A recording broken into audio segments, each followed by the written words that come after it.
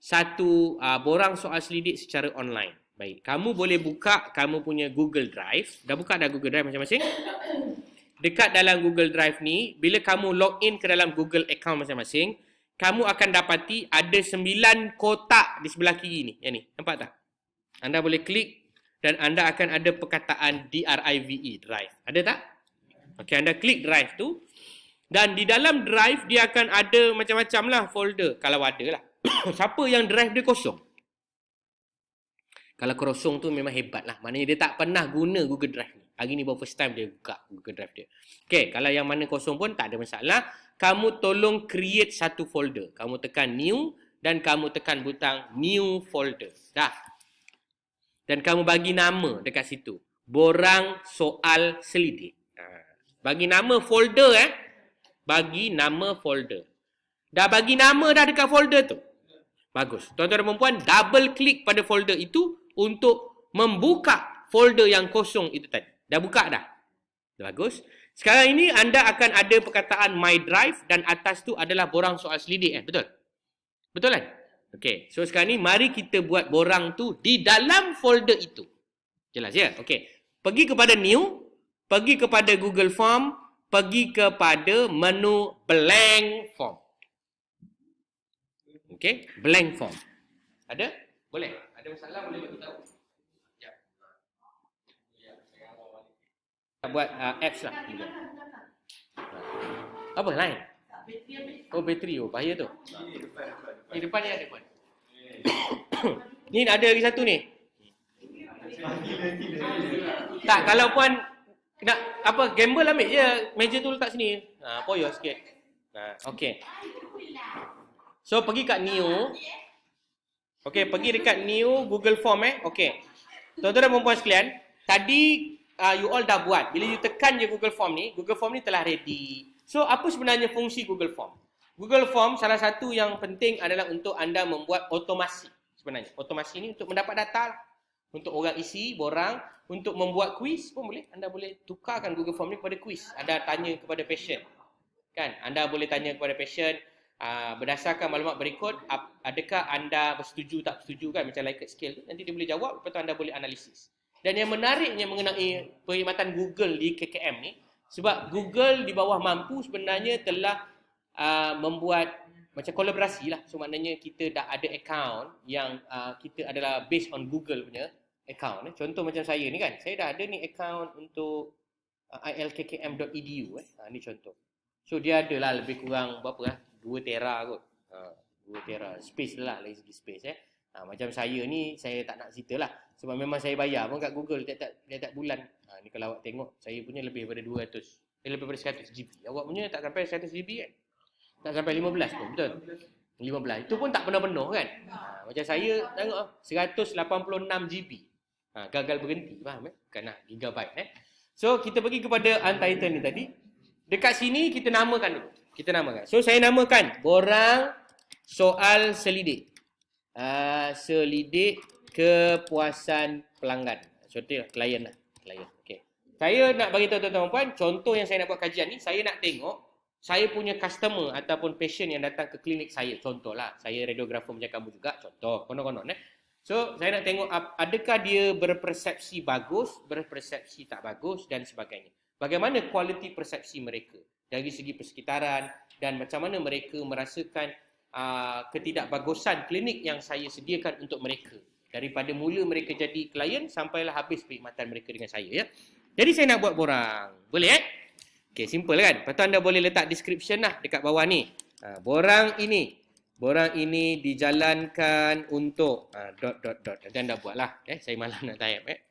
Jadi di bawah ini, setakat ni follow Okey, kamu boleh tekan butang di bawah ini, maka ini adalah contoh dipanggil sebagai question box ataupun questions prompt. Ini contoh soalan. Soalan ni kamu boleh pilih sama ada short answer, paragraph, multiple choice, checkbox, drop down, file upload dan lain-lain lah. Okey, anda boleh lihat contoh yang saya nak buat dan anda boleh follow accordingly jika anda mahu. Saya ambil yang paling basic, saya letak multiple choice. Multiple choice yang pertama saya memang nak tanya adalah gender lah. Ini memang objektif yang paling asal lah, saya nak tahu dia male atau female. Kemudian saya boleh letak male dan saya boleh letak female. Kemudian saya boleh tekan butang required. Dia wajib jawab. Dia tak jawab, dia tak boleh pergi ke soalan yang berikutnya. Faham ya? Okey. Tekan butang bawah ni puan. Required. Okey, required. Setelah selesai, maka oleh kerana saya malas, saya boleh tekan butang duplicate. Kalau saya rajin, saya boleh tekan butang add question. Di sebelah kanan ni adalah menu. Menu-menu yang berkenaan. Contoh, anda nak letakkan video. Contoh, anda letak video. Berdasarkan video di atas, berikan skala mengenai kesukaan anda terhadap video itu, contoh. Ataupun berdasarkan video ini, jawab kuis yang di bawah. Itu pun anda boleh buat lah kalau nak letak video. Okey, saya tak nak buat yang pelik-pelik, saya nak buat simple je. Pertama, gender. Kedua, saya tekan lagi, saya letak kat sini adalah bangsa. Okey, bangsa adalah race lah. Race. So, race kita ambil 3 je lah. Malay. Kemudian saya ada kat sini Chinese. Kemudian saya ada lagi satu India. Saya jadikan dia required. Sebab itu saya biasanya tak tekan butang add question. Saya akan tekan butang duplicate. Sebab saya malas nak tekan required. Sebab dia akan mengambil lebih kurang 0.34 saat. Itu masa juga tu. Bagi saya. Jadi race, lepas race kita ada kat sini apa dia? Contoh saya nak tahu orang ni. Dia benda ni kena baca literature lah sebenarnya. Bukannya guna kepala otak kamu yang agak macam tak ada idea dah buat kajian ni. Berfikir begitu tak boleh lah. Sebenarnya anda kena ada dorongan dan pembacaan penyelidikan yang lepas. Contoh dalam kajian ni saya nak tengok apakah hubungan antara stres dia dengan klinik saya. Persekitaran lah, persekitaran. Jadi persekitaran yang seterusnya saya akan tanya adalah jenis aircon di rumah. Contoh. Air condition. Contohlah saya tanya. Saya tanya yang senang lah, umur. Saya tanya umur. Saya simple je. Umur. So umur ni saya akan tukar kepada short answer. Okey, saya ulang balik. Umur, age. Saya tukar daripada multiple choice kan kepada short answer. Tengok baik-baik. Selepas saya dah pilih short answer, saya akan tekan butang 3 dot di sebelah kanan bawah ni. Okey, saya akan tekan butang description. Okey, saya ulang Pertama, saya tukar short answer daripada multiple choice ni, saya tukar kepada short answer. Kemudian saya tekan butang required, saya tekan 3 dot tu. 3 dot ni, saya akan tekan butang description dan saya akan masukkan arahan. Please insert your age in years. Sebab kita nak dia masukkan umur dia dalam tahun. Nanti ada yang mengalan pula letak 2344 bulan. Orang nak dalam tahun dia bagi bulan. Jadi anda boleh letak kat sini, please insert your age in years. Kemudian anda boleh tekan satu lagi butang yang dipanggil sebagai response validation. Di sini saya boleh kata number is number. Maknanya orang mesti masukkan nombor sahaja. Nanti ada orang yang dok bijak, dia tulis perkataan. Umur dia 40, dia tulis EEMPAT 4 PULUH kan? Boleh kan? Jadi anda boleh ni sila, dan anda boleh bagi macam error lah. Sila masukkan mengikut format yang berkenaan. Contohnya saya tulis sila masukkan mengikut format berkenaan. Kejap puan Kejap. Macam mana soalan dia tadi? Number is number bermaksud number itu mestilah nombor. Number is whole number maknanya dia mesti integer. Integer maknanya dia tak boleh ada perpuluhan lah. Umur saya 14.3 tahun. Tak boleh lah. Dia mesti 14. Macam tu lah. Okey, dah sudah ya. Soalan pertama adalah gender. Race, age. Okey, kita tengok soalan seterusnya. Okey, yang ini unik sikit sebab saya nak menilai persepsi mereka terhadap persekitaran ruang menunggu. Contoh Ya tuan. Age ni kita dah selesai. Di mana saya tekan butang require tadi dan saya tekan 3 dot ni. Saya tekan description untuk saya tambah description yang saya highlight ni. Dan saya tekan lagi satu di bawah ini response validation untuk keluarkan ayat ni untuk saya bagi tahu. Jika number itu adalah number, maka dia okeylah diterima. Kalau dia number itu tidak mengikut format yang saya tetapkan, maka dia akan menghalang responden daripada terus mengisi. Faham So dia akan hang kat situ je. Sampai bila dia hang kat situ. So ini pentinglah bagi anda yang ingin memastikan bahawa format data kamu tu cantik ya. Itu kadang-kadang saya pelik. Kalau data digital ni tak boleh nak digunakan semeluas-luasnya di dalam Kementerian Kesihatan. Jadi sepatutnya dah boleh lah. Pergi mana-mana dah digital data lah. Cuma dia ada isu-isu lain lah. Seperti macam medical ethics ke medical legal ke apa benda yang berkaitan dengan data PDA ni. Itu kena bincang di peringkat atasan untuk diselesaikan lah. Jangan disebabkan ada isu tu, benda tu last kali tak dibuat. Menyusahkan orang. Okey, so kemudian kita ada soalan. Ni contoh soalan persekitaran. Saya tulis kat sini, persekitaran. Persekitaran ini bermaksud saya ingin tanyakan soalan dan mereka ingin tandakan sesuatu. Okey. So cara nak buat soalan ni H kan. Saya tekan je duplicate. So dia duplicate je daripada atas. Okey, dan saya tukar short answer ini kepada multiple choice grid. Saya ulang Saya tukar short answer ini kepada multiple choice grid. Okey, dah belum? Dah Okey. Kat sini saya akan bagi satu arahan lah. Please answer according to the statement given below,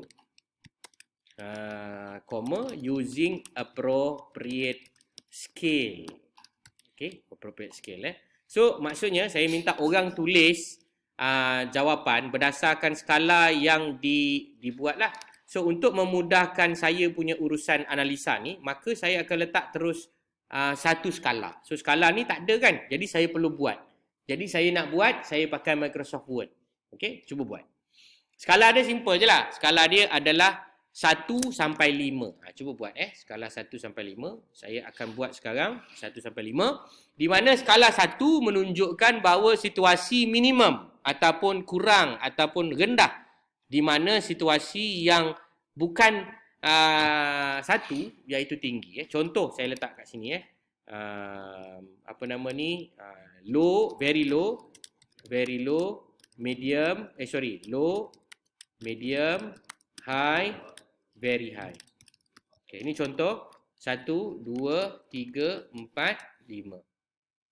High, very high. Baik. Setakat ni jelas? Kenapa saya buat benda ni? Siapa tahu? Kenapa saya buat benda ni?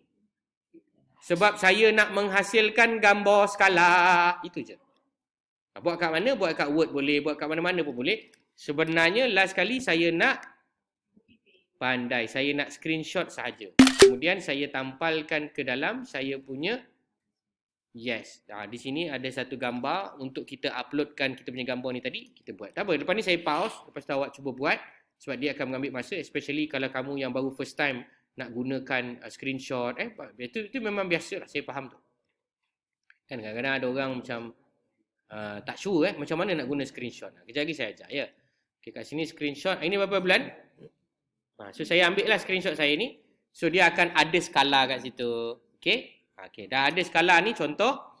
Dia ada very low dan low. Jadi saya boleh tulis nombor 1, 2, 3, 4 dan juga 5. Jadi saya ada 5 soalan. Baik. Ini saya buat soalan contoh yang mudah je lah. Kualiti udara. Indoor. Contohlah. Indoor air quality. Okay. Yang kedua adalah entertainment.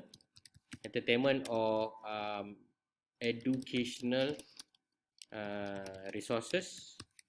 Okay. Ini contoh saja. Okay. Kemudian space ataupun space lah space. Lepas tu indoor air quality, space, comfortable. Okay, last sekali adalah seating or indoor environment. Ni contoh je saya ambil contoh je. Okay. So saya dah siap, saya punya basic idea untuk benda ni. Saya persilakan tuan-tuan dan puan untuk buat seperti saya. Buatlah 5 perkara yang sesuai. Ni saya ambil contoh je. Konon-konon nanti orang tanda ni, dia kena ayat yang penuh lah. Ni saya nak cepat, saya tulis je lah. Indoor air quality is being supplied with the good condition. Low, very low, high, very high. Sebagainya. Macam itulah. Cuba buat Okay. About all this, then I'm going to click another duplicate button. Okay, saya duplicate balik semula. Oh, okay. Sorry, kejap. Yang kolom tu, pertama puan kena pilih dulu multiple choice grid. Dah tulis dah? Format soalan ini adalah multiple choice grid. Kemudian puan ada letak soalan dan letakkan gambar. Kemudian letakkan soalan itu pada row dan kolom itu dengan meletakkan nombor 1, 2, 3, 4, 5 lah. Macam tu. So nanti dia jadi macam borang soal selidik OMR. Kita boleh tanda A, B, C, D. Macam tu lah. 1, 2, 3, 4, 5. Okay. Dah selesai Yes puan. Nak delete soalan ni, tekan butang dustbin bawah tu, dia akan delete. Ya. Yeah.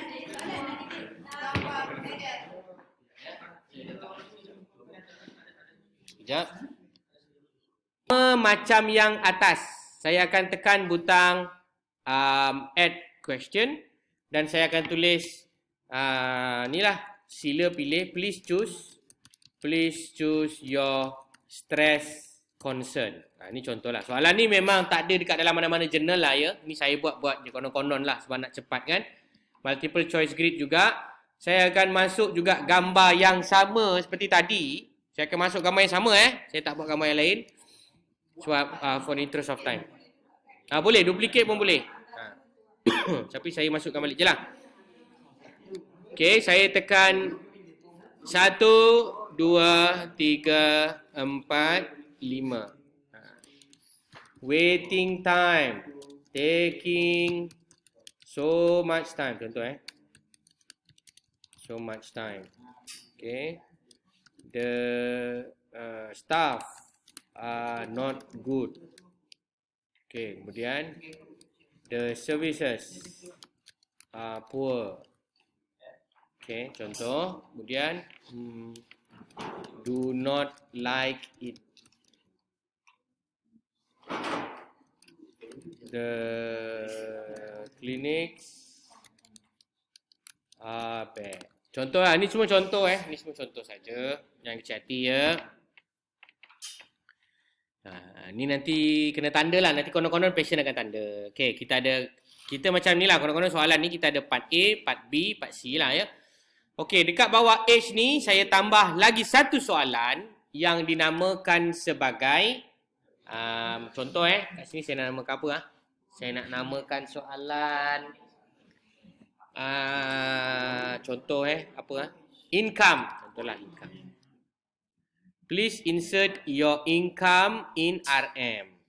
Income in RM. Okay. Kemudian saya tambah lagi satu soalan, di mana soalan ini saya letak apa? Saya letak waiting time. Waiting time. Your waiting time in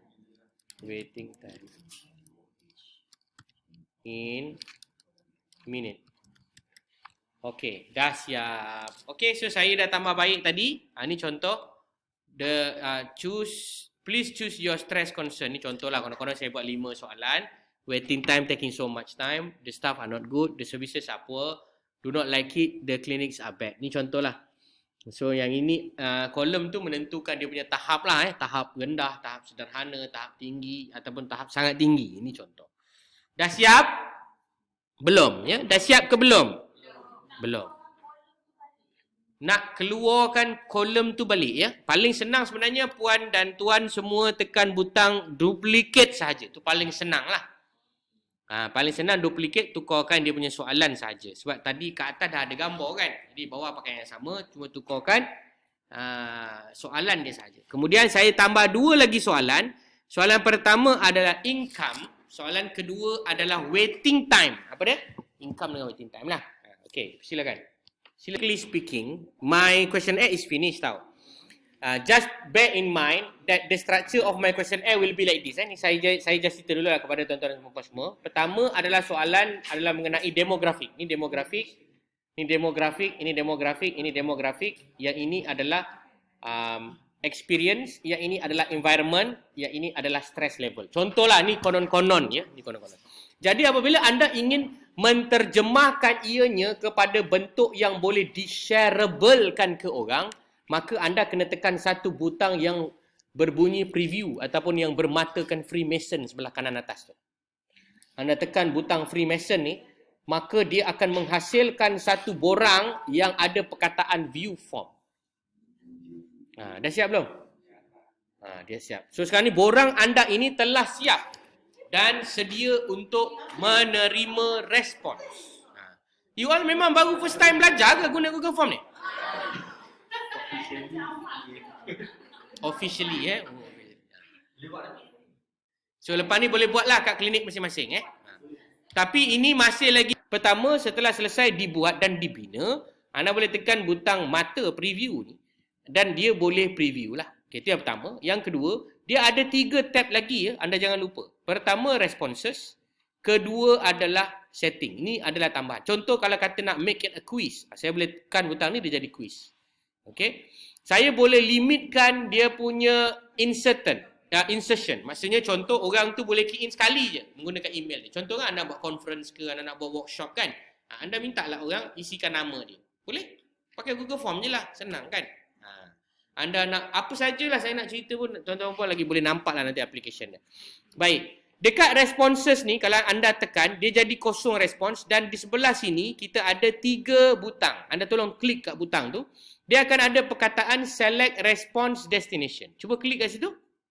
Saya ulang, soalan kamu pada question, kamu pergi kat responses, dia akan ada link to sheet, sebelah sini ada 3 dot, tekan 3 dot tu dan tekan butang select destination for responses. Tekan butang tu. Bila anda tekan butang yang demikian, anda tekan butang create ataupun create lah. Bila anda tekan butang create, automatically dalam folder kamu tadi akan wujud satu borang berwarna hijau, iaitu Google Sheet kepada jawapan orang jawab tu. So kalau saya refresh folder saya ni tadi, maka saya akan ada borang kepuasan klien dan juga borang kepuasan klien dalam kurungan responses. Betul tak? Sebab awak nak soalan yang paling mudah nak buat research kan? So pada saya awak buat pasal kajian dekat awak punya bilik radiografi je. Itu lagi bagus. Kalau awak nak kaitkan dengan environment factor, boleh dapatkan environmental punya sensor daripada saya. Kita orang ada buat development prototype, tengok air quality dan kaitan dia dengan stres. Boleh. Contoh begitulah ya. Okey. Setelah selesai ya tuan-tuan dan puan sekalian, maka tuan-tuan dan puan boleh klik butang preview. Klik preview ni, dia akan buka satu tab yang baru dan dekat sini adanya link. Link ini anda boleh copy. Bila saya kata copy, tangan saya dah tekan butang copy lah. Kalau anda tak nak copy balik, anda right click tekan copy. Dah copy dah? Sebab link ni panjang no. Mustahil awak boleh share sepanjang ini dengan mengingat setiap satu ni dengan share kepada kawan-kawan. Melainkan awak mempunyai otak yang sangat bagus lah. Kemudian saya akan pergi kepada URL shortener. Apa dia? URL shortener. Saya suka gunakan bit.do. Bit.do dia ada banyak lah. Bit.do, nut.la, apa lagi? Bit.ly. Ini semua adalah URL shortener. URL shortener. Tujuan dia adalah memendekkan link-link address URL yang agak panjang ataupun memang panjang pun kan. So, contoh bit.do lah. Bit.do ni nampaknya hang, saya pergi dekat bit.ly. Kalau hang juga saya pergi kat tempat-tempat lain pula ya.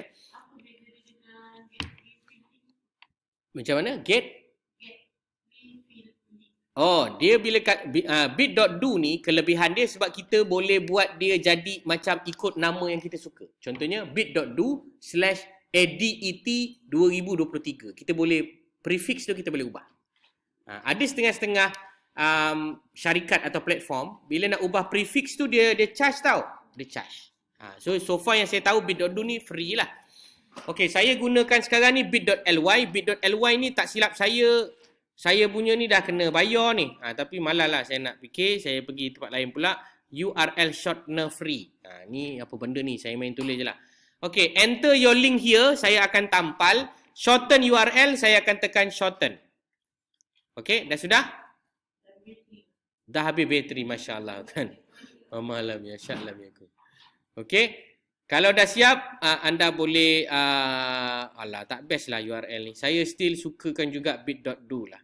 Sebab bit.do ni dia free dan boleh tak awak masuk ke bit.do? Maknanya awak mempunyai rezeki yang lebih murah sikit daripada saya ni, bit.do ni. Saya pun tak tahu kenapa saya punya tak boleh masuk ke bit.do. Tak boleh juga ya. Okay, nampaknya puan bernasib agak tidak baiklah untuk bit.do ni. Cuba try bit.ly.